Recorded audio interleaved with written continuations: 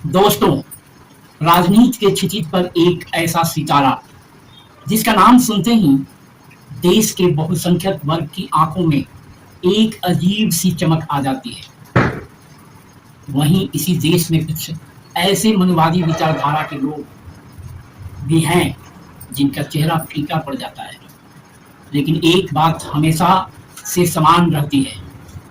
इस व्यक्तित्व की मखौलियां मश्करी भरी बातों पर खुलकर ठहाके लगाना। दोस्तों, एक ऐसा व्यक्तित्व जो अपनी बातों से संसद के भीतर क्या पक्ष क्या विपक्ष सबको ठहाके लगाने पर मजबूर कर देता है। यहाँ तक कि वह भी हंस पड़ता है जिसको कुछ दिन पहले वो जेल में डाले रहता है। एक ऐसा मसीहा जिसने राम सदा वृक्ष और भगवतिया देवी जैसे साधारण लोगों को सड़क से उठाकर सीधे विधानसभा और संसद तक पहुंचा दिया। एक ऐसा व्यक्तित्व जिसने सिर्फ बिहार ही नहीं बल्कि पूरे भारत की राजनीति की दिशा बदल दी और जो आज भी करोड़ों लोगों के लिए प्रेरणा स्रोत बिहार की राजनीति की धुरी बना हुआ है। हाँ जी हाँ दोस्तों, आप सब सही पकड़े हैं। आज बात होगी बिहार के भूतपूर्व मुख्यमंत्री, सामाजिक लड़ाई के पुरोधा, गरीबों के मसीहा, दबे कुचले लोगों को सम्मान भरी जिंदगी देने वाले माननीय श्री लालू प्रसाद यादव जी की। मैं रमाश्रय सिंह आप सबका स्वागत करता हूं आपके अपने चैनल रमाश्रय वॉइस पर। चैनल अभी तक सब्सक्राइब नहीं किए हों तो कर लीजिए। मेरी बात अच्छी लगे तो वीडियो को लाइक और शेयर करना मत भूलिए। तो दोस्तों, कल यानी 11 जून 2026 को माननीय श्री लालू प्रसाद जी का जन्मदिन था। 11 जून को ही उनका जन्म गोपालगंज जिले के फुलवरिया गांव में हुआ था। एक गरीब किसान परिवार, माता पिता दोनों अनपढ़। एक बार लालू जी का बचपन का दोस्त हंसते हंसते बता रहा था कि लालू जी में नेतृत्व क्षमता बचपन से ही थी। उसका कहना था कि चरवाही के दौरान जब चोर सिपाही का खेल होता था तो लालू जी हमेशा सिपाही बनते थे और अगर कोई दोस्त सिपाही बनने की जिद करता तो वे खुद दरोगा बन जाते थे। लालू जी की पढ़ाई की शुरुआत सर्वेंट क्वार्टर में रहते हुए हुई। अपने छात्र जीवन में वे छात्र संघ के नेता हुआ करते थे। लालू जी को व्यापक पहचान तब मिली जब वे जेपी आंदोलन में शामिल हुए। 1990 में जनता दल के टिकट पर चुनाव लड़े और उस समय के अजगर समीकरण के तहत बिहार के मुख्यमंत्री बने। लालू प्रसाद यादव, जिन्हें नेता के रूप में कम बल्कि उनके मजाकिया अंदाज के लिए पूरा भारत जानता है। लोगों से जुड़ने का गजब का हुनर, ऐसी भाषा जिसे सुनकर लगता था कि मंच पर खड़ा आदमी कोई दूसरा नहीं बल्कि हम ही बोल रहे हैं। लालू जी, मुलायम सिंह जी, काशीराम जी, शरद यादव, रामविलास पासवान और अपने चाचा नीतीश जी ने बहुजन राजनीति को शिखर तक पहुंचाने का काम किया। जिस काम की शुरुआत कर्पूरी ठाकुर जी, रास बिहारी मंडल, जगदेव बाबू, विंध्येश्वरी प्रसाद मंडल, राम स्वरूप वर्मा और सोनेलाल पटेल जैसे नेताओं ने की थी, इन लोगों ने उसे मुकाम तक पहुंचाया। इन बहुजन नेताओं ने ऐसा काम किया कि आज देश का प्रधानमंत्री हर मंच से कहता फिरता है कि मैं छोटी जात से आता हूं। आज देश का राष्ट्रपति अनुसूचित जनजाति समुदाय से है। आज बहुत लोग और दोनों पक्षों में से पूछते हैं कि लालू जी ने किया ही क्या, या फिर कहते हैं कि लालू जी ने अपने आसपास कितने यादव भाइयों को रखा जो बिहार की नीति निर्धारण में शामिल थे। उन सबसे मैं सिर्फ इतना कहना चाहूँगा कि दोस्तों, इतनी एहसान फरामोशी ठीक नहीं।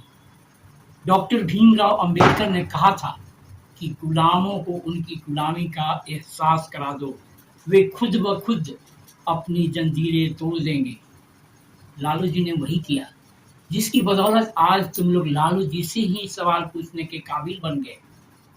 जो लोग इसी बिहार में सामने से गुजरते हुए अपनी चप्पल उतार लेते थे, कुछ खास लोगों को देखकर आधे झुककर सलाम ठोकते थे, जिनकी बोली कुछ विशेष लोगों के सामने अटक जाती थी, लालू जी ने धीरे धीरे उन्हें ऐसी ताकत दी कि वे सवाल पूछने लगे, अपने मान सम्मान और इज्जत को परिभाषित करने लगे।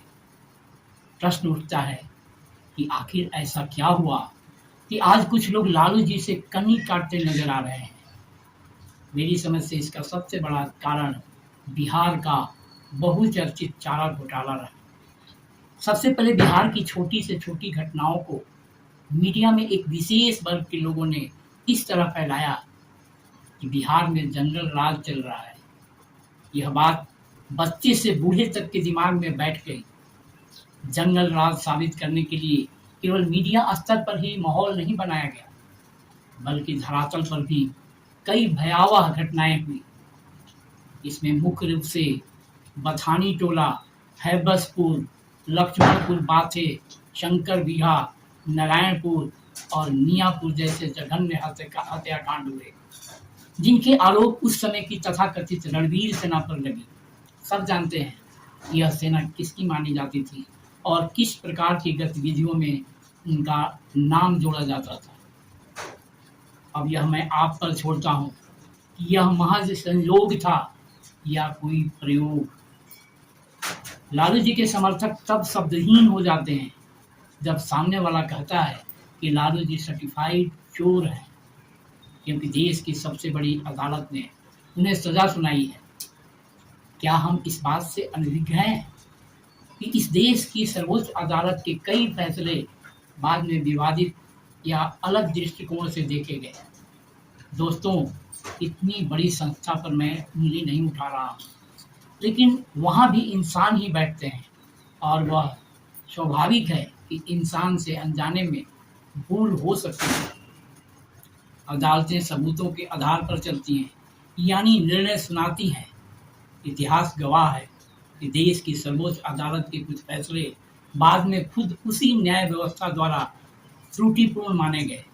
इमरजेंसी के समय का एडीएम जबलपुर मामला, एडीएम जबलपुर वर्सेस शिवकांत शुक्ला 1976, इसे हैबियस कॉर्पस केस भी कहा जाता है।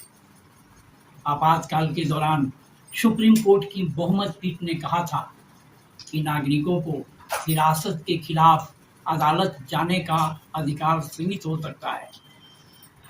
बाद में इस फैसले की व्यापक आलोचना हुई और 2017 में सुप्रीम कोर्ट ने निजता वाले फैसले में इसे सीरियसली फ्लॉड यानी गंभीर रूप से त्रुटिपूर्ण माना।